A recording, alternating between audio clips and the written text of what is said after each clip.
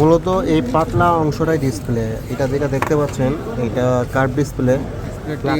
কালারাইজেশন দেখতেই পাচ্ছেন 100% original display. আপনার ফোনে কি আপনি অরিজিনাল ভালো মানের ডিসপ্লে লাগাইতে যাচ্ছেন? যেমন সাপোজ এই ফোনটা দেখতে পাচ্ছেন, এটা হচ্ছে হাওয়াই P30 Pro। ডিসপ্লে ইস্যু, ডিসপ্লেটা ড্যামেজ হয়ে গেছে। সো আমরা এই ডিসপ্লেটা লাগাবো 100% অরিজিনাল ডিসপ্লে। একটা ফোনের খোলা দেখতে পাচ্ছেন, একটা ফোনের খোলা, কারণ অরিজিনাল মার্কেট অরিজিনাল হলে এগুলো নতুন থাকবে।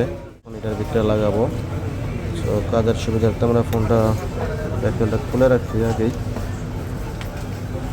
ডিসপ্লেটা আমরা লাগিয়ে চেক দেবো এখন, দেখবো সব কিছু ঠিকঠাক আছে কিনা।